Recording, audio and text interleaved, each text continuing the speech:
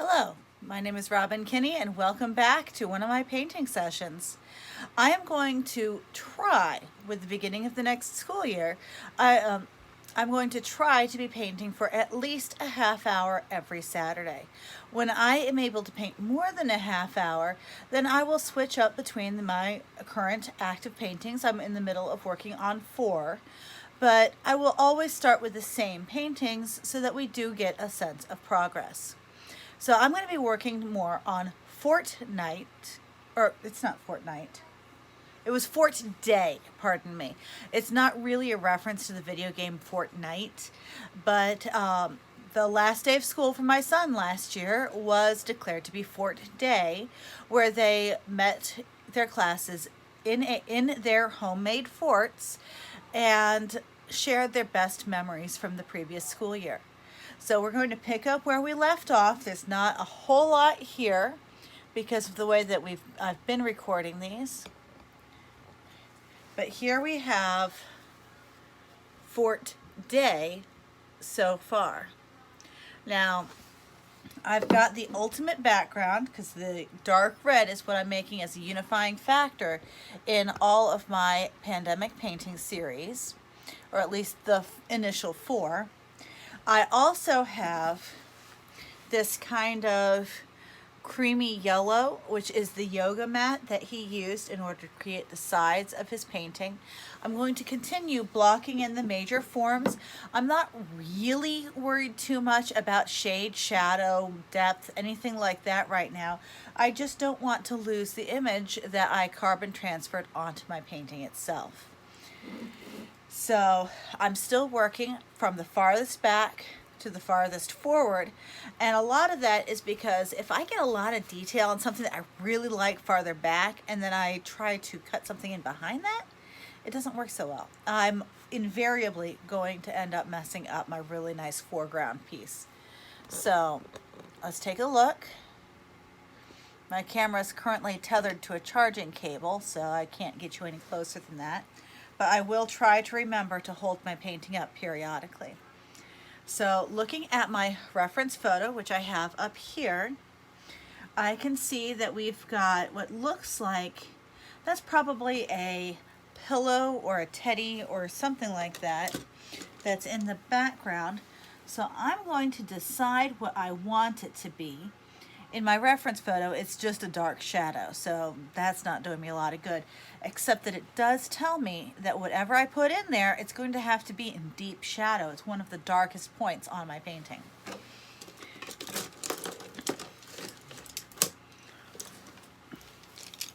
So you always want a brush that's about one size larger than you're really comfortable with. And so I'm going to pull out this one. It's a size I wish I knew, workhorse, that I've been using this a lot. I've got a couple of these. I wish I had more. It's a round brush. Okay, it looks like it might be a size 2, but I'm not 100% sure that that's what I'm seeing. If we can get this into focus, then you can be the judge. But apparently focus is not happening. So I'm going to dip it in my medium. For those of you who have been following my videos, you will probably not be at all surprised to hear that I have still forgotten to restock my medium. I only apparently think about it when I'm sitting down to paint. So I am currently using Neomeglip, and I need to order more. Okay, now I'm thinking that I want to make that into a stuffed animal. So I'm going to lay out a couple of different browns. I'm remembering a stuffed dog, and right now I'm actually thinking that this is a stuffed dog that my mom took with her when she retired. You know, minor detail about it being her stuffed animal in the first place. But whoever's animal it is, I'm remembering the stuffed dog, and that is what I'm going to make this shadow. I'm laying down a couple of different browns. I just put out a raw umber. The first one was a raw sienna. And I'm doing this because wait, no, that was a raw umber. My first one was a burnt, oh, that's burnt umber and raw umber by mistake. So yeah, umbers are probably where I want to go with this. I think I'm going to put down some yellow oxide next to that as well.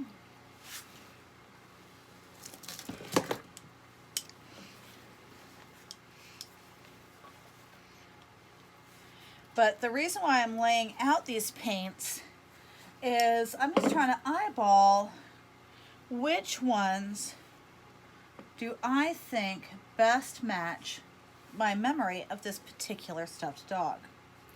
Now, the dog's not going to get a whole lot of detail just because it's in the background of the painting. But I need, yeah, this one's my raw sienna.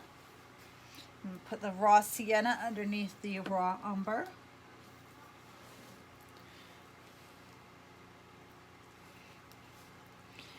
And do I see my burnt sienna?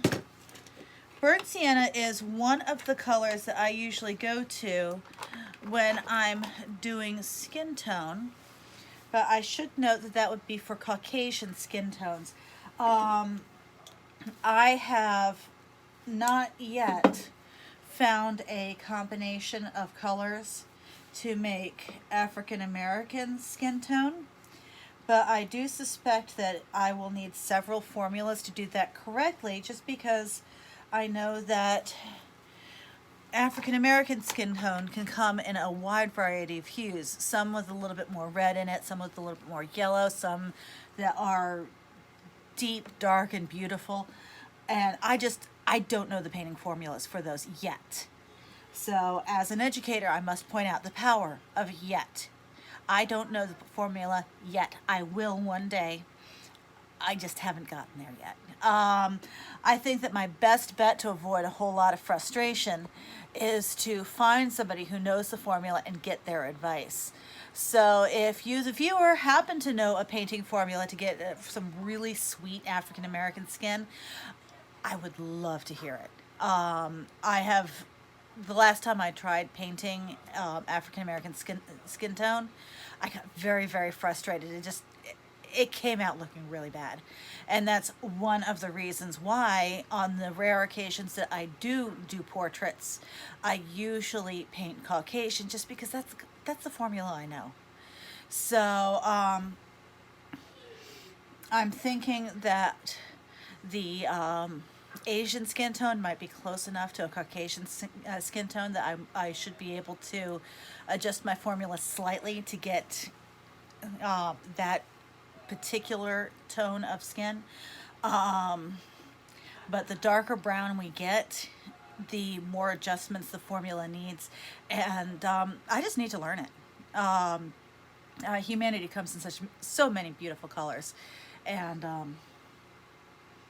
it occurs to me that my mother has painted some really nice looking African Americans. I'm going to have to ask her what kind of formula she uses. That's a great resource. Thank you for helping me think of it. Okay, getting back on topic, we are doing a brown on brown stuffed animal puppy dog. And I'm looking at the tones that I have on my palette, and it's not exactly what I am looking for. So I'm going to put some white out.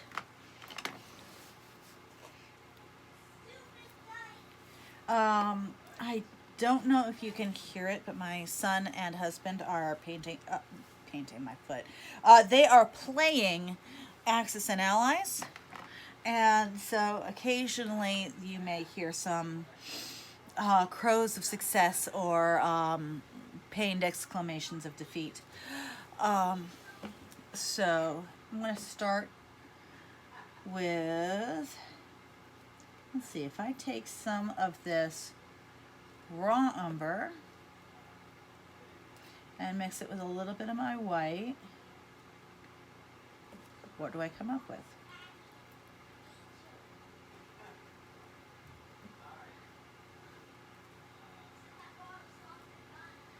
And no, this is,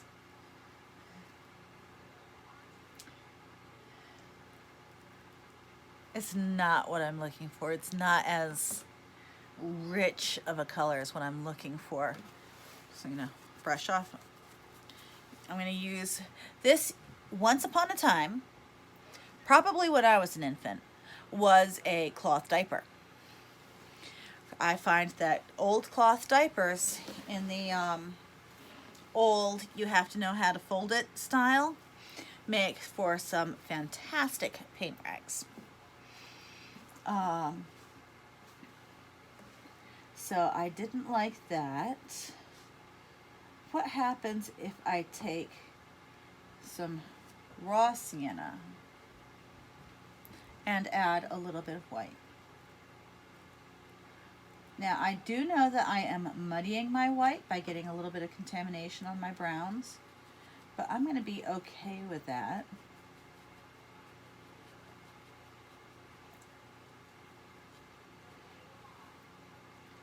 And this is getting us into a tan. Is the tan what I'm looking for?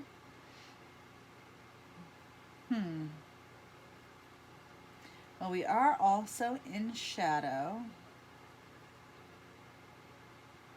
I don't know. I'm going to do one more experiment. I'm going to get a little bit more Neomeglip. And this time I'm going to go for the burnt umber. I'm going to take a look at it.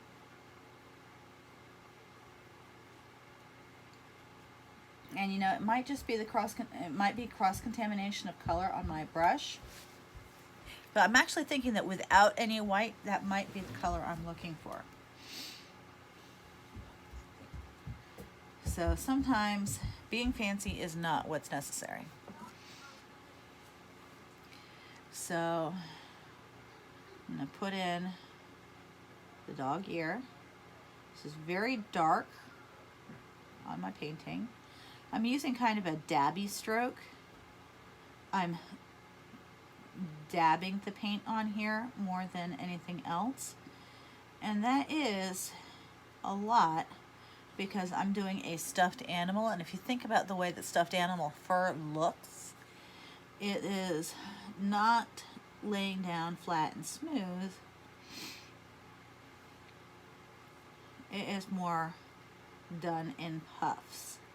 So I'm doing the ear first because it's actually going to be behind the stuffed animal's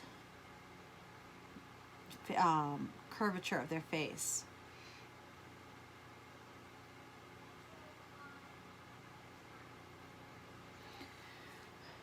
Okay. And I'm seeing that there's actually a piece right here where I didn't bring the color of the yoga mat down far enough.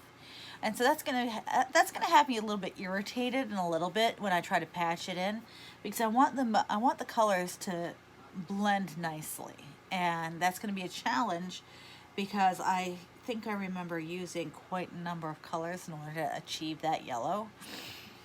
So we'll see what happens. So I've got that ear. I'm afraid that going to a sienna is going to, that's going to bring us a little bit too close to the Caucasian skin tone. It's too, you know, burnt sienna and white are two of the 3 or 4 ingredients that come into the Caucasian skin tone, or at least one of the ways I know how to make it. And that's not what I'm going for. So I'm actually going back over to this one, which was the raw sienna and white. And I'm reconsidering that might actually be what I'm looking for. So I'm going to brush off my brush again. typically do this, but anyway, it's how I'm rolling today.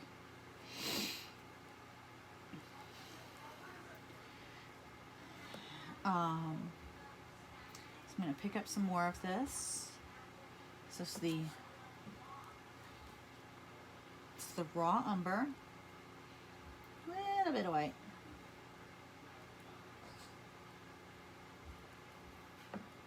And a little bit more white.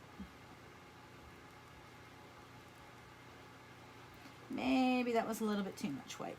I'm going to put it on the canvas and see what it looks like. One thing that you'll find is that if some of your colors are translucent, then they'll look different on your palette than they will on your canvas. And it has a lot to do with the color of the palette versus the color of the canvas or the color of whatever you're trying to paint on top of. Okay. So yeah, so here it's looking a lot darker than what I wanted, than what I was looking for.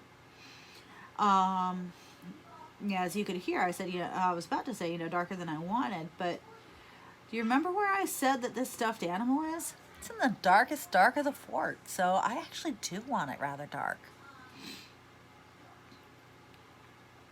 So I'm staying with the dabbing paint application.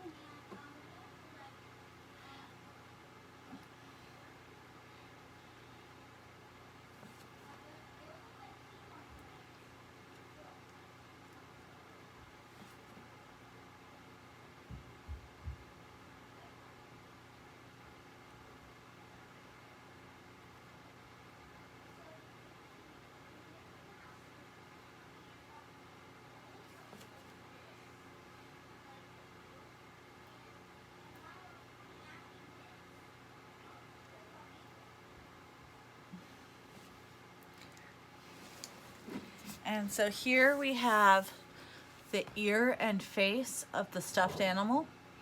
I'm going to want to put in eyes and at least a little bit of the nose and mouth. But I want to do that when it's dry, because that way if I mess up, then I can erase it and try again. And my son is at the top of the stairs. Hi, hon. Hi. Okay. And so, without going back to last time's YouTube video, how did I make that yellow? Okay, well, first of all, I'm going to set this brush aside. I'm going to go to a different one.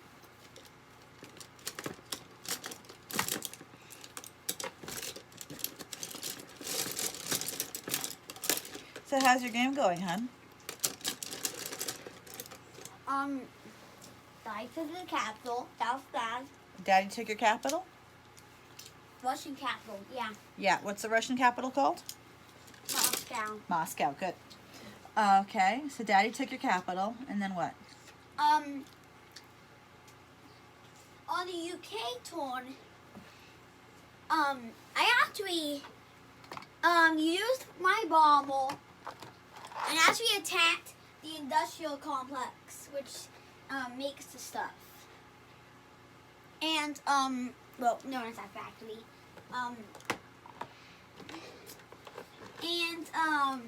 But I do got a lot of transports there. But the thing is that on the United States one, I actually built a factory in Brazil, Oh. so I could easily get over to Africa. It's just that I need some transporters. And guess what? I already got 4 tanks for armor. Okay, so I'm trying cadmium yellow medium and mixing it with Torrid gray. I think I remember using those colors last time.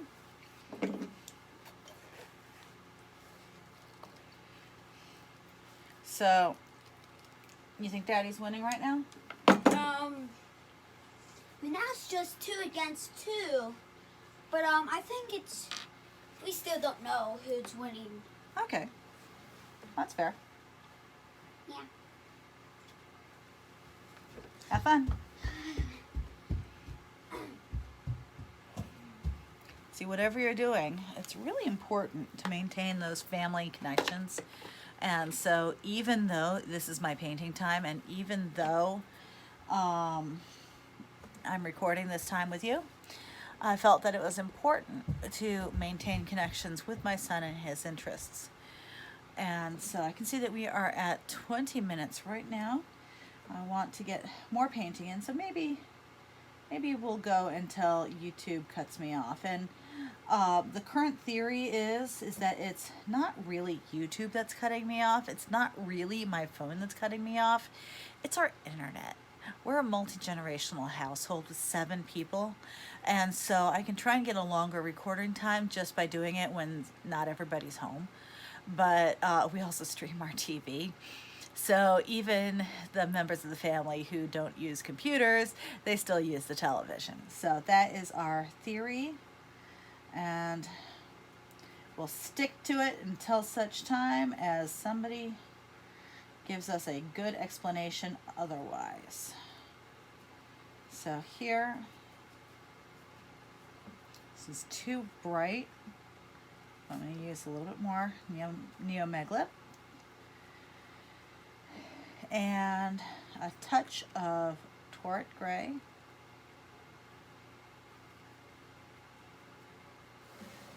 And I'm having confidence in this color mix as being what I was using before. So let's look back down at the painting.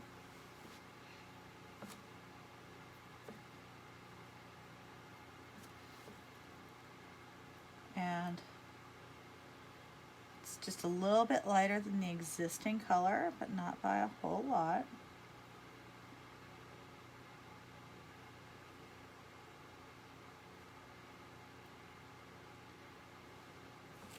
So I'm going to get a little bit more Torrid Gray.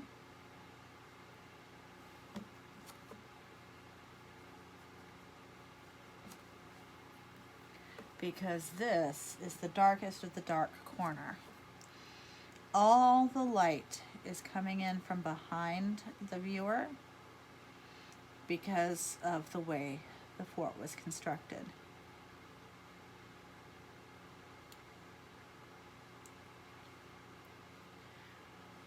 So I'm going to take my dirty brush and actually pull directly from the Torrid Gray.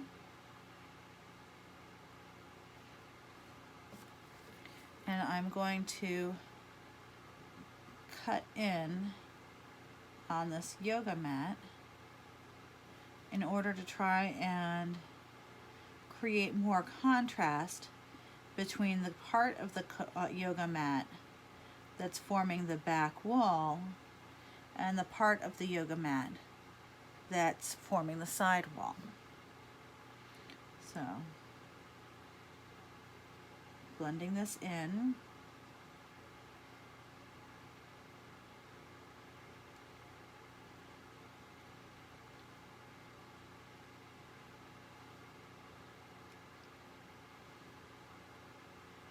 Okay, I think I've got a little bit too much paint on my brush. Ow. Now, I don't want a lot of this paint to get into my rag. So this is one of those applications where a paper towel really is better than the cloth one. I can launder my rag, but I don't like to do that very often because I don't want those kinds of nasty residues getting onto the inside of my washing machine.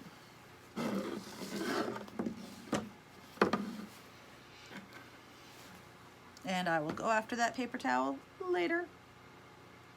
So now I'm just blending in the edges. And do pay attention to when it's easier to paint at a different angle.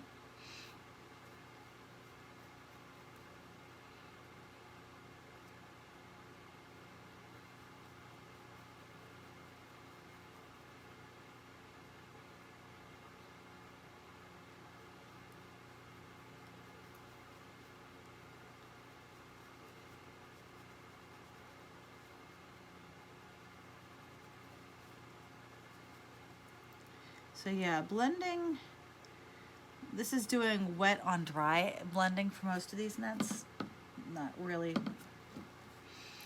not really good, so I'm going to put in some more wet over here to give me something else to blend into.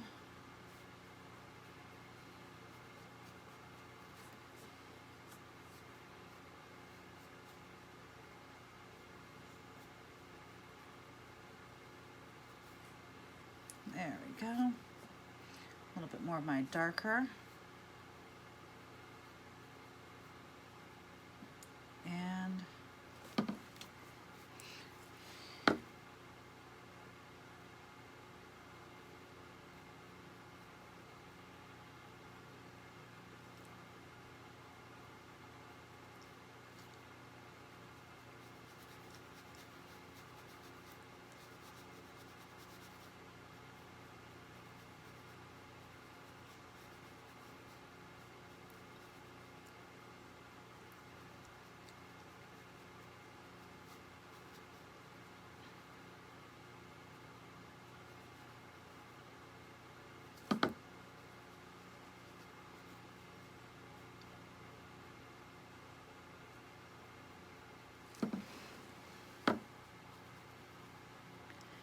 And here we're running into why I said one should always go from the background to the foreground. Because I've gone and blurred the edges of that stuffed animal a little bit, and that's not really what I'm looking for. So I'm going back to my stuffy brush and kind of reasserting my edges.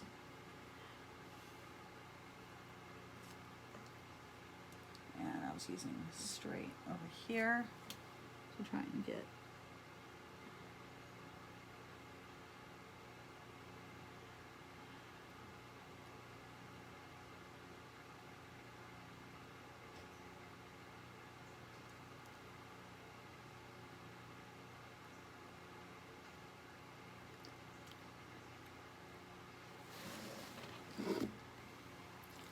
and there we go. I fixed it up a little bit.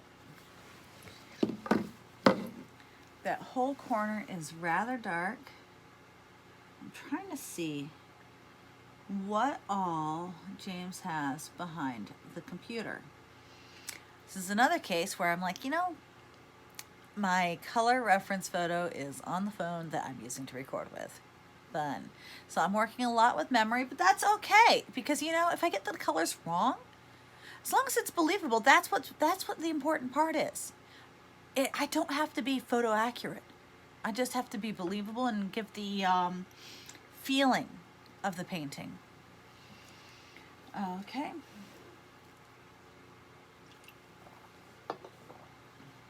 So I'm actually going to take some of this yoga mat color and I'm going to fill that in as if James doesn't have anything behind that computer.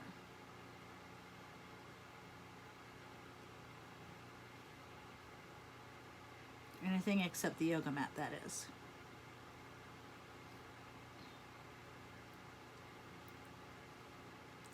Now, we are approaching the 30-minute mark, so I do know that my usual times when I get cut off by the internet or my cell phone or YouTube or whatever it is that's doing it, it's usually in the 30 to 40-minute mark.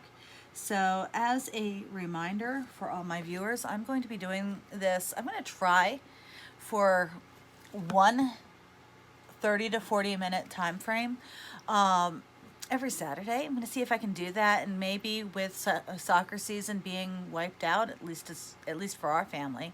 I don't know if the league's playing, but we decided that our family will not be playing in the league this year. And so that's going to free up our Saturdays considerably, not having to shuttle 2 kids to and from their games.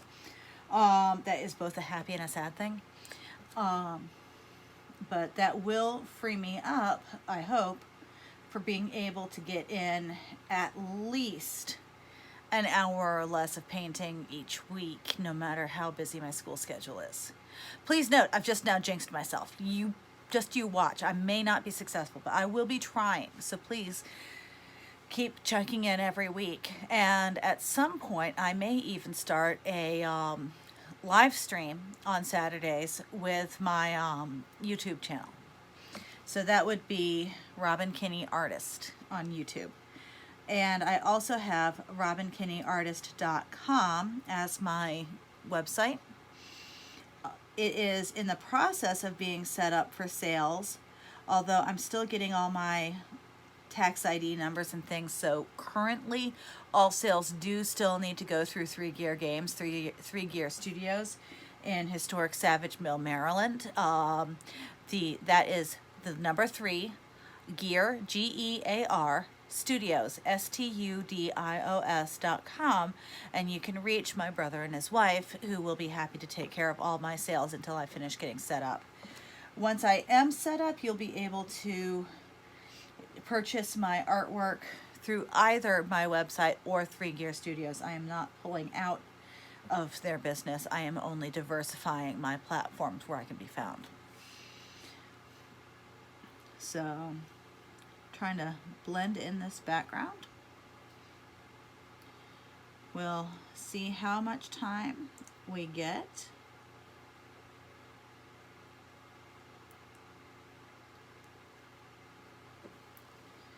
Okay. But now the computer is made out of plastic, so it's going to be a hard